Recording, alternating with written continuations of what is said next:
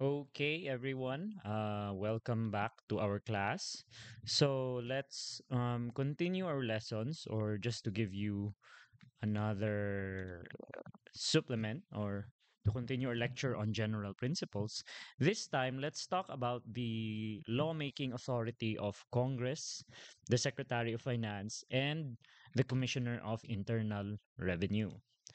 Now, of course, we have already discussed this before that Congress, no, the power of taxation is purely legislative, no, and it is exercised by the legislative, subject, of course, to the exception that it can be delegated to the LGUs and it can be delegated to the president, no, by virtue of our constitution. Now, when you talk about Congress's taxing power, what is the scope of the legislative power to tax? Just to review what we have discussed and what we have taken up before in Creba versus Romulo, Congress has the discretion to determine the nature of the tax, the purpose of the tax, the rate or the amount of the tax, the subjects of the tax, and the place of taxation. Now, to begin with, it is settled that the legislature has the inherent power to select the subjects of taxation and to grant exemptions. This power has been aptly been described as of wide range and flexibility. No? So again, it has been consistently held by our Supreme Court that the power of Congress to select the subjects of taxation is very broad, no? Virtually limitless, of course, subject to the inherent and constitutional limitations. Now, with respect to the Secretary of Finance, no, what is the authority of the Secretary of Finance when it comes to taxation laws? Na Section 244 of the Tax Code provides that the Secretary of Finance, upon recommendation of the Commissioner of Internal Revenue, can issue rules and regulations. No? So, presently, in our tax laws, these are more commonly known as revenue regulations. Okay, so what is the purpose of these revenue regulations or mga RR? No, what is the purpose of these revenue regulations? Is for the effective enforcement of the tax code, no? Otherwise known as the National Internal Revenue Code. Now, with respect to the Commissioner of Internal Revenue, what is the taxing power or the power when it comes to taxation laws of the Commissioner of Internal Revenue? So you have Section 4 of the Tax Code.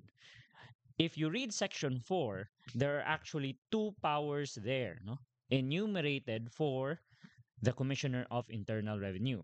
In the first part, you have there the power to interpret the provisions of the tax code and other tax laws. Okay?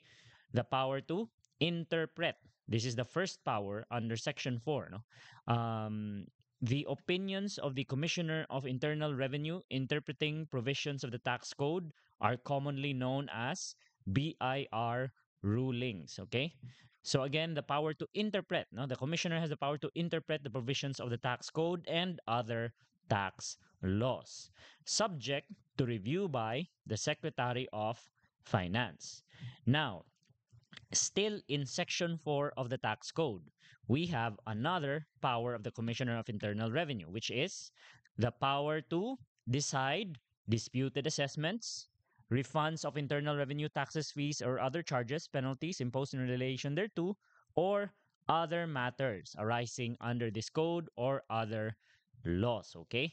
Now, this time, the power to decide. No? In the first power, you have the power to interpret. In the second part, you have the power to decide. Decide what? You have disputed assessments, claims for refunds, or other matters arising under the tax code or other laws, portions thereof are administered by the BIR. No? Now, with respect to the power to decide, the appellate jurisdiction is with the Court of Tax Appeals. Okay, it's with the Court of Tax Appeals. In contrast here, the power to interpret, it is subject to review by the Secretary of Finance. Okay, so take note of the powers of the Commissioner of Internal Revenue. So again, this is what we mentioned earlier, the power to decide. The power to decide what?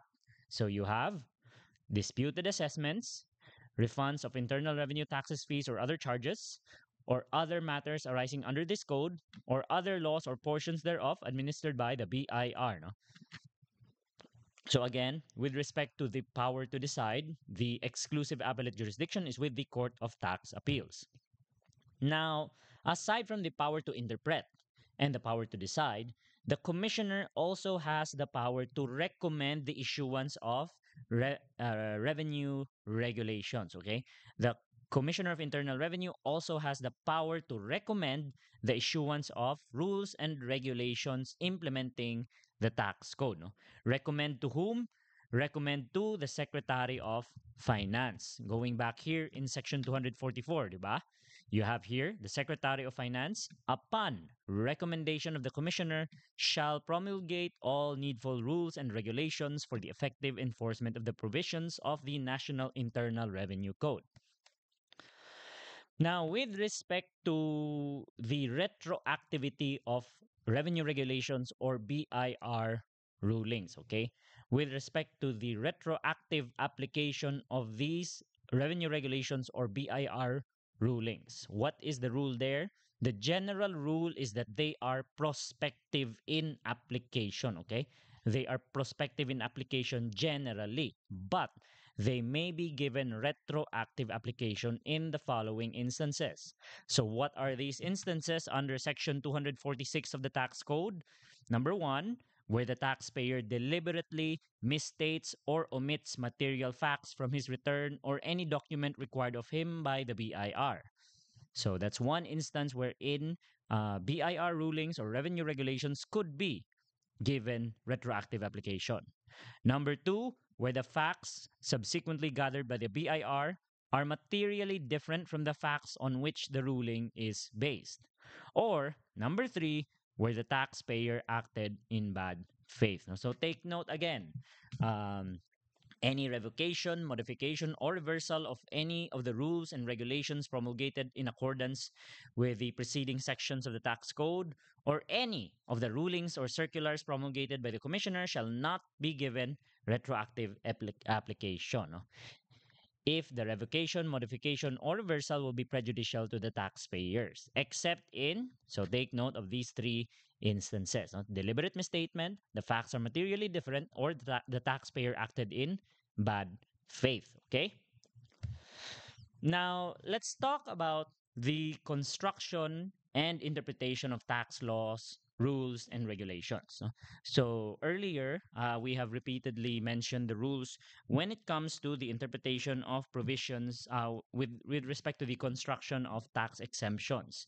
I think it has already been well established in our class that tax exemptions are strictly construed against the taxpayer. But this time, let's go over them once again. So, first, you have tax laws. No? How are tax laws or tax statutes construed? How are they interpreted? No? So, when it comes to tax laws or tax statutes, considering that they impose burdens upon the citizenry, considering that they impose burdens upon the taxpayer, and considering the broad and unlimited nature of taxation, they are construed strictly against the government, okay? Tax laws are strictly construed against the government and in favor of the subjects or citizens. No? So again, tax laws or tax statutes are construed in or interpreted strictly against the government and in favor of the subject or citizens because burdens are not to be imposed nor presumed to be imposed beyond what laws expressly and clearly import. That is the rule with respect to tax laws or tax statutes. Now, on the other hand, you have here the rule of construction for tax exemptions. No? So, because taxes are the lifeblood of the nation, statutes that allow exemptions are construed strictly against the taxpayer and liberally in favor of the government. No?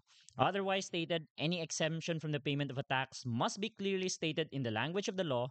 It cannot be merely implied therefrom. No? So when you think about it in our previous discussion, no? Nga naman to, why was it that we constantly emphasized that tax exemptions are strictly construed against the taxpayer? No?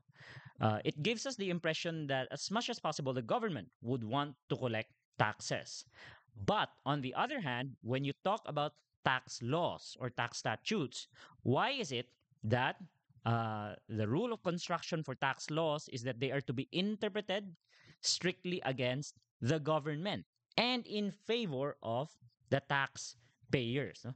So when it comes to tax laws, it's in favor of the taxpayers.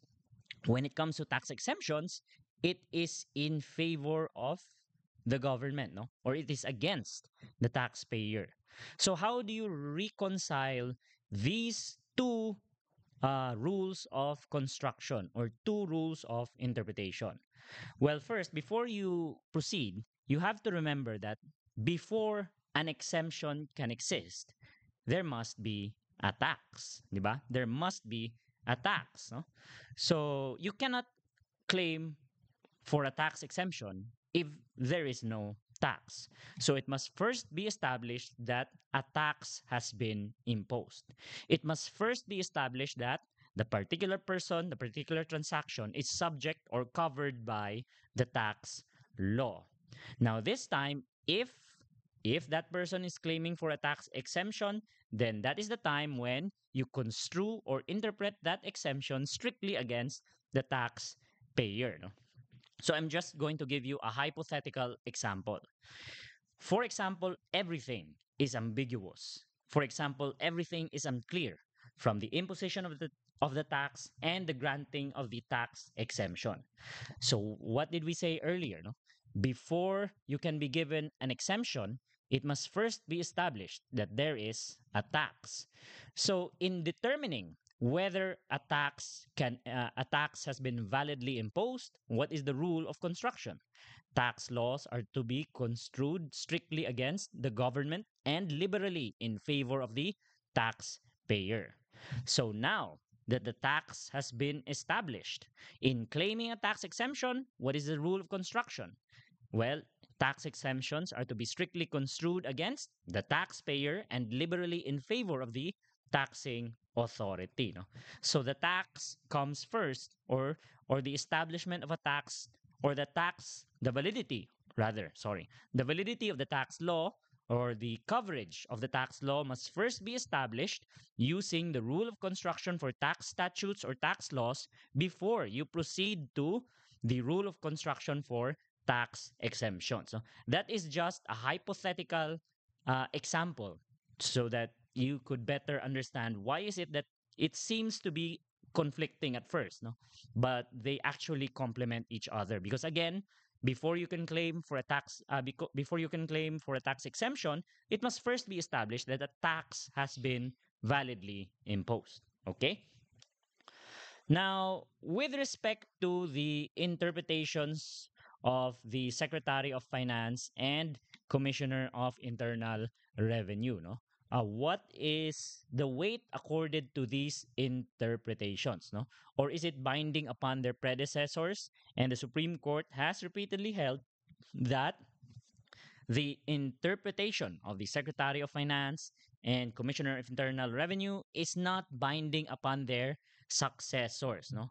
Or the Commissioner or Secretary of Finance is not bound by the interpretations of his predecessors. No? In fact, it is very common that there will be conflicting interpretations of these officers, no? Of the Secretary of Finance and Commissioner of Internal Revenue. So again, the Secretary of Finance and Commissioner of Internal Revenue is not bound by the interpretations of his predecessors. No? So for the next topic, let's talk about double taxation. Okay, so double taxation, is double taxation prohibited in our jurisdiction? Well, we have to distinguish between the two types of double taxation. You have direct double taxation and indirect double taxation. When you're talking about double taxation in the prohibited sense, this refers to direct double taxation. Again, this is the double taxation which is prohibited, no? Direct double taxation. This is also known as double taxation in the strict sense, direct double taxation, or double taxation in the obnoxious sense. Okay, so what are the elements of direct double taxation? Okay, what are the elements of direct double taxation?